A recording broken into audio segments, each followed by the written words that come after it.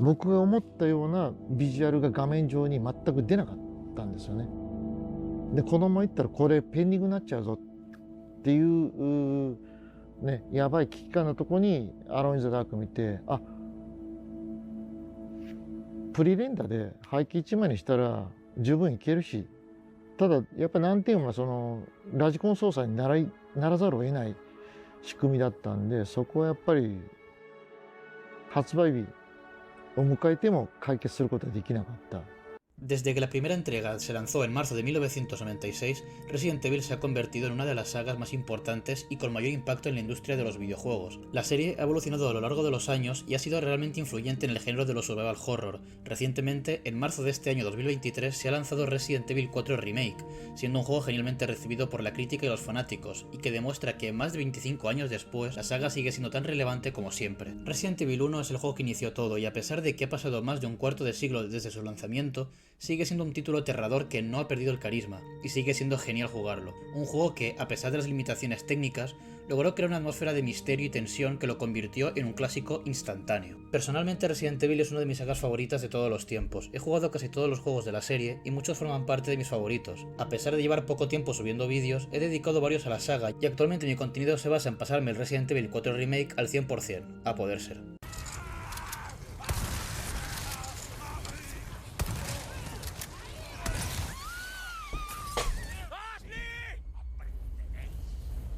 Bueno, tarde o temprano tenía que pasar. Yo no muero, pero la petarda esta tenía que morir. Estaba escrito. Literalmente tenía que morir. En este vídeo exploraremos los inicios de cómo empezó a desarrollarse la saga, desde los orígenes de su creador, Shinji Mikami, de quien quiero preparar un vídeo exclusivo sobre él y su carrera en general, hasta el lanzamiento de la primera entrega. Si eres fan de Resident Evil o simplemente te interesa saber cómo empezó todo, no dudes en quedarte a ver el vídeo. Comenzamos. 就職活動してる時に一番第一希望はなんかものづくりができる会社に入りたくて、でまあシンディテスさんって大手のとこを受けて落ちちゃって。No podemos empezar a hablar de Resident Evil sin comentar los orígenes de su creador, Shinji Mikami. Muchos lo conocemos por ser el creador de sagas icónicas como Dino Crisis, Devil Within o la propia Resident Evil. Mikami nació en 1965 en la prefectura de Yamaguchi, Japón. Tuvo una infancia tranquila donde se la pasaba jugando con el resto de niños del barrio en la calle. A esas edades soñaba con ser piloto de Fórmula 1, pero su pasión por el cine de terror lo llevaría por un camino muy diferente.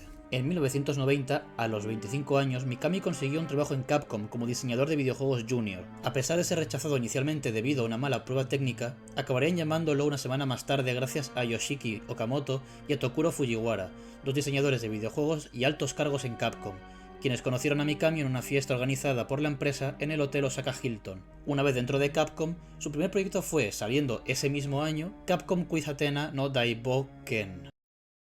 Capcom Quiz Athena no Daiboken. Un pequeño juego de quizzes para la Game Boy.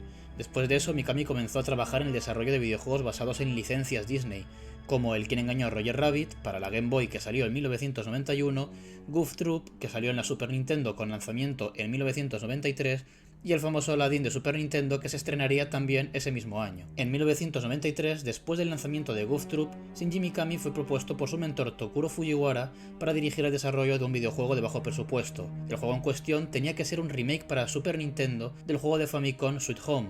Estrenado en 1989, este juego estaba basado en una película de terror del mismo nombre y estrenada también el mismo año, que seguía un grupo de personas que iban a una mansión abandonada para hacer un reportaje, pero se encontraban con una serie de monstruos que los mantenían atrapados dentro de la casa. Elementos como la animación de las puertas, localización de la mansión, los puzzles o el sistema de gestión fueron uno de los tantos que fueron sacados directamente de este juego. Aunque Mikami había aceptado el cargo, poco a poco fue metiendo sus ideas en el proyecto, por lo que finalmente el juego dejaría de ser un remake para acabar siendo una secuela espiritual que mantendría la esencia del juego original, pero con el toque de Mikami en todos los apartados. Dentro de los cambios que iba a realizar para este nuevo juego, Mikami quería que los enemigos fueran fantasmas o espíritus, ya que le parecían más aterradores. Sin embargo, a pesar de que el juego sí que daba miedo, pensó que no iba a ser lo suficientemente divertido. Es por eso que, después de reflexionar sobre este tema, obtuvo inspiración de la película La Noche de los Muertos Vivientes, dirigida por George A. Romero. Desde ese momento los zombies le empezaron a parecer la mejor alternativa, ya que daría más opciones al jugador a la hora de resolver situaciones, y es que estos zombies podían ser enfrentados o los jugadores podían huir o esconderse de ellos. También se inspiró en algunas escenas de La Matanza de Texas, ya que le parecía que el terror repentino era una buena idea para el juego y quiso emplearlo en algunas partes.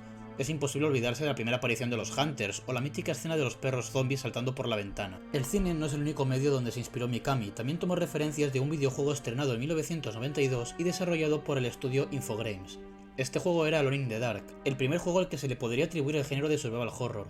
Entre otras cosas, Mikami se inspiró en el sistema de cámara fija que utilizaba Alone in the Dark y que se ha convertido en un estándar dentro del género de los survival horrors. De hecho, el desarrollo de Biohazard, que es así como se nombraría este juego, no estuvo exento de problemas en el diseño y el desarrollo, ya que hemos comentado que incluso no sabían qué tipo de enemigos iban a utilizar, pero también hubo problemas incluso con el hardware que estaban empleando, y es que la Super Nintendo no era capaz de soportar lo que Mikami quería plasmar en este juego. Es por eso por lo que decidieron seguir con el desarrollo pero en la PlayStation, una nueva videoconsola más potente con gráficos en 3 dimensiones, audio inmersivo y con la capacidad de insertar escenas CGI o directamente escenas de vídeo como veríamos por ejemplo en la intro del juego.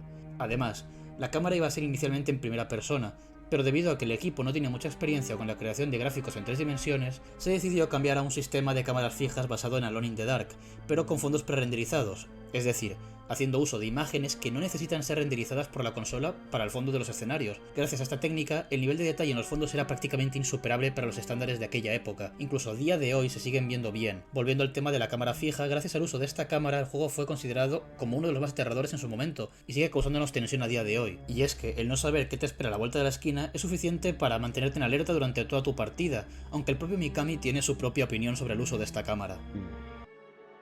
発売日を迎えても解決することはできなかった。それが発売されてお客さんに指示されると、むしろあのラジコン操作が怖いっていうことにプラスになってると思いますっていうことをすごい言われて、すごく恥ずかしかったですね。未だにたまに言われますね。あれが良かったんですって。いやいや、あれはバグ企画だからっていう。その証拠に、バイオ4とかはビハインドのカメラでラジコン操作しなくてもホラーの世界観楽しめるし、没入感もあのスタイルの方がちょっと上だったりするじゃないですか。やりやすいし。だから自らバイオ4を作ったことによってちゃんとそのまあリベンジをしたっていう意味でもあるし、それでもいまだにお客さん聞いてきますよね。あれがホラーって言っていやいやもう本当に恥ずかしいからやめてくださいって。Los problemas no acabaron ahí. El nombre que querían, Biohazard, pudo ser usado en territorio nipón, pero no fue el caso de Occidente, ya que por problemas de copyright no podían utilizar el nombre de Biohazard. Eso es porque coincidía con el nombre de una banda de rock estadounidense. Después de un proceso de votación, finalmente se decidió llamar al juego Resident Evil, que es como lo conocemos desde entonces en Occidente. Cabe decir que Mikami, lejos de estar contento con este cambio, ha dejado caer en varias ocasiones que el nombre de Resident Evil le parece estúpido, y que este cambio no tiene ningún sentido. El juego sufrió más cambios, dos personajes, Dewey y Gelzer, fueron reemplazados por el resto de miembros de los Stars por ser demasiado caricaturescos. Un modo de juego con ambos personajes juntos también iba a ser desarrollado inicialmente, y ojo, los baúles no iban a estar conectados entre ellos. Es decir, si tú te dejabas un ítem dentro de uno, solo se quedaría guardado en ese y no se podría recoger en ningún otro baúl del juego, pero decidió cambiarlo para que la experiencia fuera menos frustrante. Finalmente Resident Evil acabaría saliendo en marzo del 96 en Japón y en Estados Unidos, y en agosto de ese mismo año en Europa. Se presentó como un juego de terror de supervivencia. El jugador asumía el rol de Jill Valentine o Chris Redfield, dos miembros del equipo alfa de la unidad de Stars de la policía de Raccoon City, que tras ser atacados por una jauría de perros durante una operación de búsqueda de sus compañeros del equipo Bravo, deciden resguardarse en una mansión en las montañas, solo para descubrir que esta mansión está infestada de zombies y deberán enfrentarse a ellos para sobrevivir y escapar. El hecho de tener dos personajes jugables no solo nos permitía hacer varias rutas diferentes con distintos finales, y es que ambos contaban con características e ítems distintos. Por ejemplo, Jill contaba con 8 ranuras de inventario, a diferencia de Chris que tenía solo 6. Tenía la capacidad de usar ganzúas para abrir puertas y podía usar un lanzagranadas. Chris, por otro lado, podía emplear un lanzallamas y tenía mejor puntería y resistencia al daño. Entre las mecánicas globales del juego encontramos el sistema de inventario limitado que nos obligaba a gestionar nuestras ranuras de inventario para poder llevar armas, munición, recuperación de vida, cintas de tinta y objetos clave sin quedarnos sin espacio.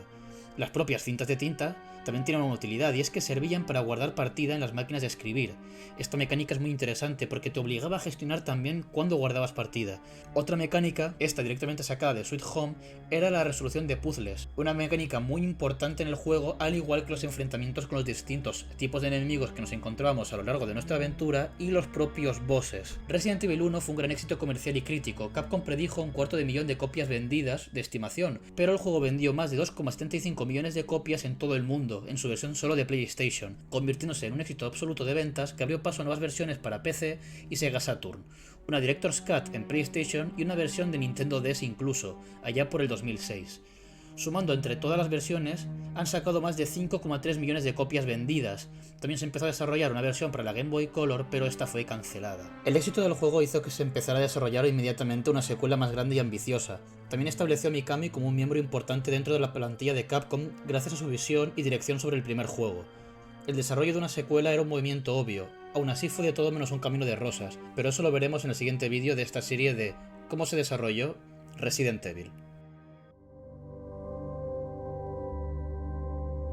1っていうのはちょっと、若干こうニッチなテイストっていう含むんで、やっぱりどっちかというとなんだかんだ言ってバイオ2に比べてホラー性の方が若干高いのかなっていう。でバイオ2はやっぱり当時ディレクター初めてやる神谷、彼がやっぱりビジュアルセンスがすごくいい、世界観がビジュアルに対してすごくいいものを持ってて、割とお客さん目線でメジャー路線っていうところの感性が優れてるんで、それともう一つはビジネス的にやっぱりたくさん売り上げを立てなきゃいけないっていう意味で割とよりオープンなバイオハザード、エンタメ性の強い設計に最初からしたっていう感じですよね、あれは。